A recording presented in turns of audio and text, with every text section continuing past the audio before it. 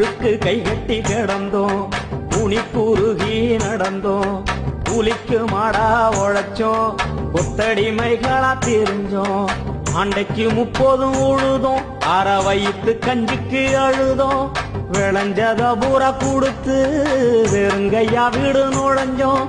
பங்காளு படிய பண்ணைக்கு வேலையால் பட்ட மரமாயிருந்தோம், நம்ம பங்கப்பட்டு தான் கிடந்தோம். இது மட்டுமா இன்னும் இருக்கு இன்னல் பட்ட நிலைமை, எட்டி காய போல கசக்கும் அடையேகப்பட்ட கொடுமை.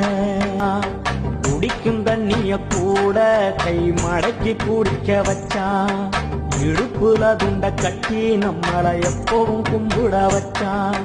சட்டைய சுருட்டி எடுத்து அடக்கத்துல வைக்க வச்சான், ஒட்டாங்குச்சில் டீய ஊத்தி அத குடிக்க சொல்லி